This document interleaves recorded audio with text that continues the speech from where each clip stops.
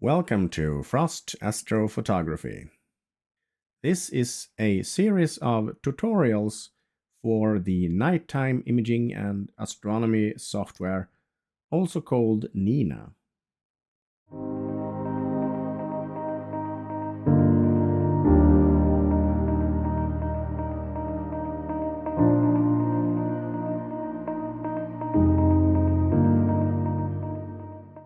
Welcome to part 1 of the N.I.N.A tutorial video series. Before we go into the actual software, I'm going to run through some prerequisites for using N.I.N.A. First of all, you need to download the software at nighttime-imaging.eu and then click on download, and then download the N.I.N.A setup for your computer. You would, of course, also need other software and drivers, depending on your equipment and environment, in order to make it function. I'm guessing now, but I would say that you need the ASCOM platform, and you can download that using the ascom-standards.org. And on the right here, download the latest version. I'm guessing that you also might have some ZWO equipment. That could be the automated focuser, the filter wheel, or perhaps a ZWO camera. And download that using the astronomy-imaging-camera.com /software-drivers, or click on support and then software. Here you will find the ASI cameras driver package for you to download and install, and the rest is basically optional. The ASI Studio software or the ASCOM drivers. If you're going to use guiding, you might want to grab and download the PhD2 guiding as well from openphdguiding.org and click on download for Windows or Macintosh.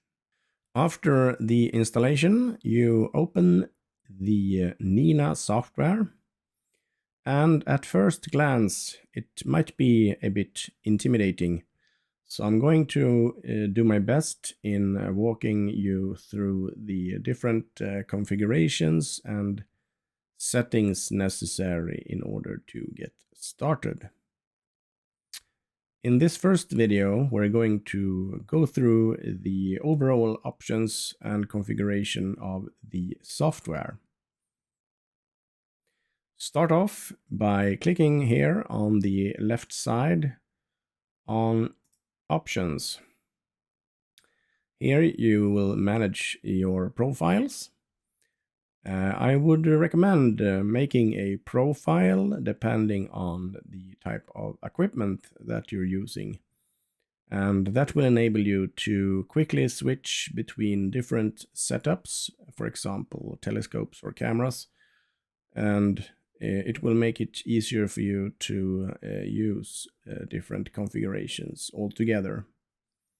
So start off by typing in a name. I don't have different equipments at the moment, so I'm using one profile.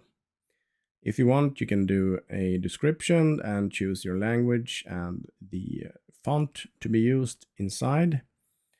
You can also specify folders for the Sky Atlas image folders and the Sky Survey cache folder, and that will also need to be downloaded separately, so Google for that. You have some advanced settings that you might want to be using. I'm using the beta updates in order to get the latest features. And you can select here if you want to use the beta nightly or the release auto update source. You can specify your primary UI color scheme or alternate UI color scheme. I prefer the light version, but if something else suits you better, feel free to use that. I'm also located inside. I'm not outside in the darkness using N.I.N.A, and that might impact the selection of color scheme that you're using. And one other important thing down to the left is the astrometry, where you will type in your site latitude and longitude and site elevation. So this is important to give you the exact plotting of targets when they are moving above the horizon, when you can see them, etc. If you have the wrong settings here, it will display the wrong parameters and figures for you.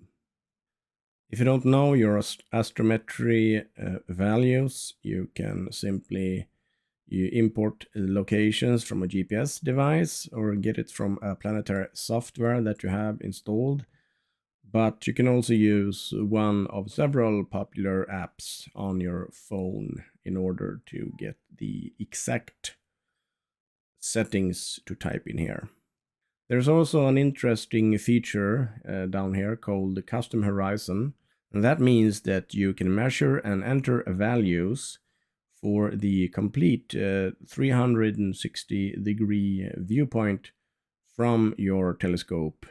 And that will be visible in your imaging tab or sequencer tab later on in order to optimize the amount of time that you can capture different objects. This will be a subject for another video. Moving on to the equipment tab. Input values here for your camera, for example. Type in your pixel size and bit depth and Bayer pattern if necessary. So type in the pixel size appropriate for your camera. I'm using my ASI294MM Pro in bin 2, and that means 4.63 in pixel size. Next, type in the parameters for your telescope. I'm using the SkyWatcher EvoStar 80 ED, and with the focal reducer field flattener, I'm getting around 510 millimeters. And the focal ratio with the field flattener is 6.3.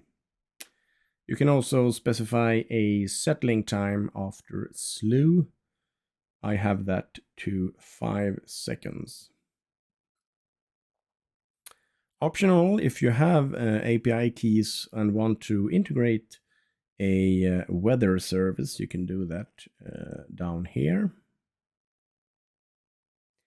You can also configure your filter wheel and name the different positions. So I have LRGB, S2, H alpha, and O3, and I have named them accordingly. You can also specify the type of planetarium software that you are using, and you will need to install that separately. Moving on to the autofocus. Here you have some settings regarding the autofocus feature. If you want to, you can use filter offsets. You can let N.I.N.A run through an autofocus routine between 2 and 3 times for each filter, and then calculate filter offsets like you see here on the screen. And that means that when you change filters, the focus position will change with it, ensuring that you have perfect focus for each filter. That means that you only need to run through the autofocus routine for one filter that is the master filter for the offset feature. Then again, if the focus should change during the night, depending on temperature or something like that, it might give you a not as good result as if you do the autofocus routine continuously during the night for each filter. At the moment, I'm using that, so that is why the filter offset setting is off. But you will type in some parameters here for the offset, the focus method used, curve fitting strategy, number of attempts, and so on. You also need to calculate the step size or backlash on your focus motor. For me, that was about 30 steps. And the step size for the focuser, you will need to have that a decent amount of steps, let's say at least 40, I would say, in order to get the best curve when running the feature. So I have 40 in step size, and I have a 6-second autofocus exposure time. That might also need to be adjusted depending on your equipment and filters. For example, a narrowband filter might need more than 6 seconds.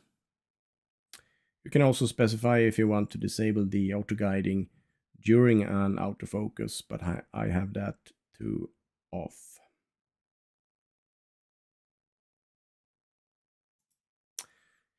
If you have a dome and control that, it could also be a roll-off roof or something else controlling an observatory that can be configured in here. I don't have anything like that yet. I'm working on integrating my roll-off roof with N.I.N.A, and that will be a separate video. The imaging tab. So this is important, I would say. There's a lot of settings here. You first select the type of file you want the images to be saved in. I'm using the FITS format for that. You can select the file path. I've created a N.I.N.A folder, and I've also specified that I want N.I.N.A to create subfolders under this folder, and specifically with the date as a parameter. So N.I.N.A will, in this case, create a folder using the date, and then create files under that folder using all the specified patterns here that you can select from.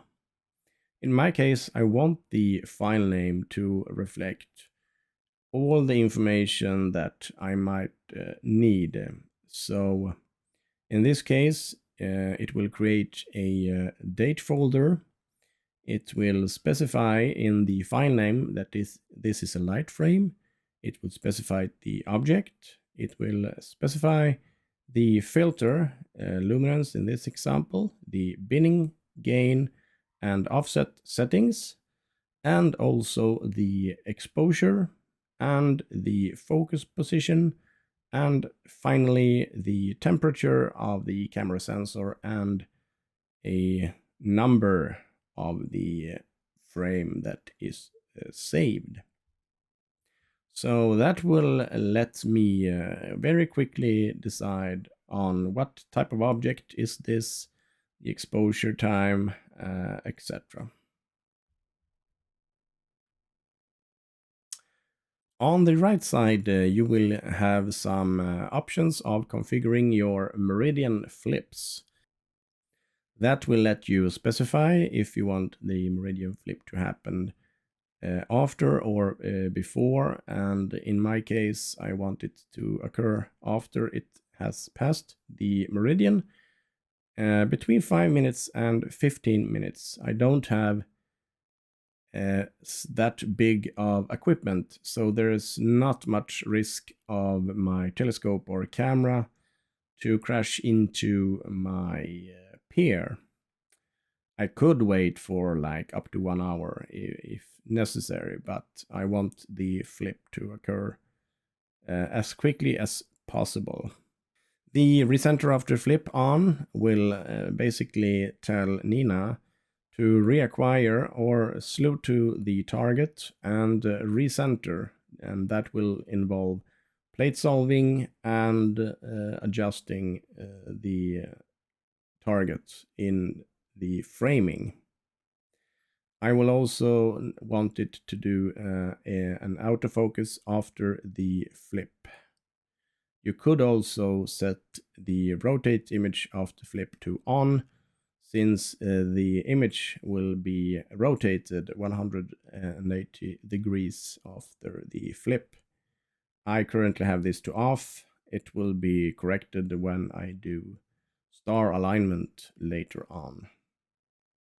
You have some image options here. I leave everything to default, but I'm using the Hocus Focus plugin, and I've specified that for the autofocus routine, I want to use the Hocus Focus instead of the N.I.N.A algorithms. Down below you can also specify folders for saving and loading sequences, templates, and targets. The last tab, plate solving. Here you can specify what type of software that you want to be using for plate solving. That is the normal plate solver. That will require you to be somewhat near the intended target. And the blind solver that will scan through the entire database. I'm using PlateSolve 2 for the normal plate solver. I think it's reliable and very fast, and I'm using the STEP as a blind solver to fall back on when PlateSolve 2 fails. That is not very often. So these two, PlateSolve 2 and STEP, will need to be downloaded separately. And down here you specify where those are located or installed. You can also specify some settings for the plate solver. I want the exposure time to be 5 seconds and the binning to gain 120, the same as I'm using for the normal imaging. You could also specify the plate solver to change and use another filter, but that is not necessary in my opinion. I haven't found any problems with the plate solving. If you do, I would suggest increasing the exposure time here to 6 seconds or maybe 10 seconds if you have any problems identifying the stars for some of your filters, narrowband filters, for example. That is basically it for the general options and configuration of N.I.N.A. In the next video, I'm going to go through a equipment configuration, and later on we're going to go through the rest of the features in N.I.N.A and also show you how to work the framing and the sequencer wizards. Thank you so much for watching this video, and if you like it, please give it a thumbs up and consider subscribing to my channel if you're not already doing so. If you want to support me and my work with these videos, you can make a small donation using the option listed in the description below. Thank you so much for your continued support, and until the next video, I wish you have some clear skies.